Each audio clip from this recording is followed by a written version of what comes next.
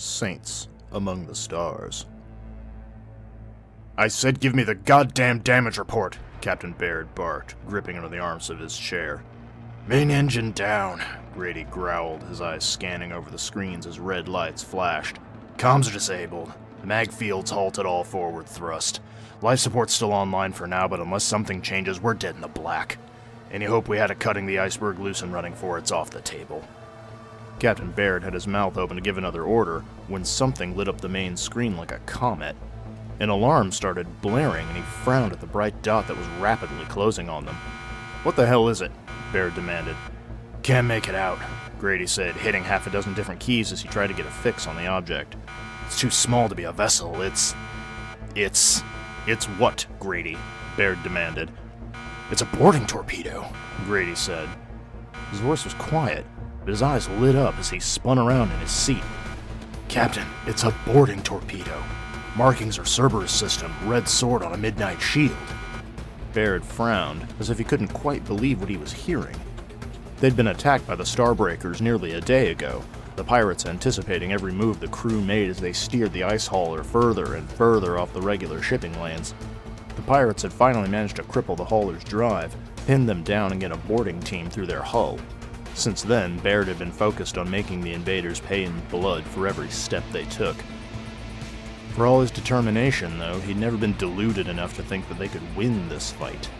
Once the pirates took out their drive, it was all over. Until now. "Brace for impact!" Grady bellowed, hammering the radio's transmitter. A moment later, an explosion rocked the ship, throwing both men against their restraints. Baird fought against his harness, coughing as a fresh batch of alarms sounded.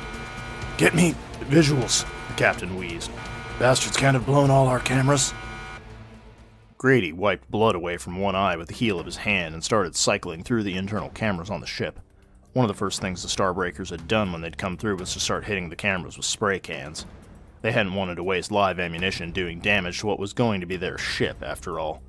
Even though Grady and Baird couldn't see anything, patchy audio was still coming through from several decks.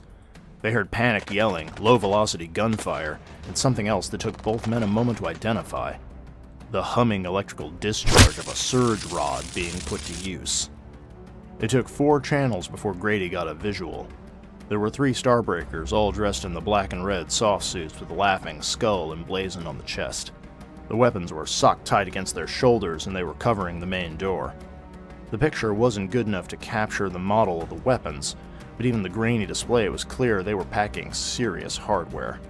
They'd set up their positions, and they were ready for anything. Anything except what happened next. The air grate above the door exploded outward. One of the pirates jerked their weapon up, firing as something fell out of the duct. The flashbang went up like a solar flare, blowing out the speaker and rendering the camera blind for a moment. Out of that blinding light came a figure in exosuit armor, a heavy metal rod held in its gauntleted fists. There was no rank on the chest plate, and no insignia on the pauldrons. They came to the battle like a black knight out of some old story. The Starbreakers were disoriented, but the pirates hadn't survived this long by being soft. They drew a bead and fired in neat, disciplined bursts. Most of their shots went wide, but a few struck home, digging furrows across the figure's shoulders and helmet as they closed the distance. Once the melee was joined, it was difficult to follow what was happening. The black-armored warrior rammed their weapon into the first pirate's stomach, forcing them to double over in agony as electricity crackled across their body. The Starbreaker jerked, their weapon firing randomly, sending rounds spraying in a wide arc. With a surge of muscle and servo-driven motors, the figure flung the disabled foe into one of their erstwhile allies, both of them going down in a heap. Continuing the swing, they smashed the head of the weapon into the side of the third Starbreaker's helmet. It shattered in a spray of molded plastic, ballistic webbing, blood, and bone fragments. One of the last rounds stitched across the warrior's chest, scraping away paint to reveal the fiber-weave plating beneath. It was the last action the pirates sprawled out on the deck took before the surge rod came down again, splashing the deck with gore. The whole thing was over in less than 5 seconds. The figure in black armor shut off their weapon and strode from the chamber. Grady looked to his captain. Baird nodded and unclasped his harness. 1 minute later, a heavy fist fell on the door to the bridge, knocking. "Seems we have a guest, Grady," Baird said. "Let them in." Grady hit the button and the heavy, hydraulic machinery pulled open the hatch.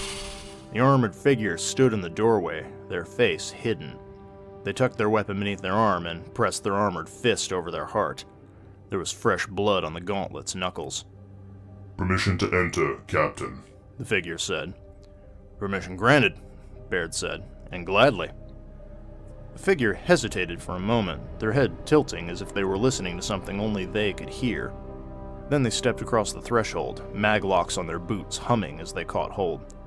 "We received your distress call and made the best time we could. The pirates have been dealt with," the warrior said. "According to my comrades, the Starbreaker ship has been taken. You and your crew are safe now." "You have our thanks," Baird said, smiling, "and our gratitude." "Duty is its own reward," the figure said. "As to gratitude, the Knights of the Void will never refuse it." The figure turned and stepped back into the hall. Before they could leave, Grady asked, "You lose anyone?" "Of course not. The pirates only sent a pair of boarding teams. I volunteered to handle them myself." The knight glanced back and inclined their head. "Now that danger is past, let us see if we can get your vessel star-worthy once more. There are people depending on that ice shipment."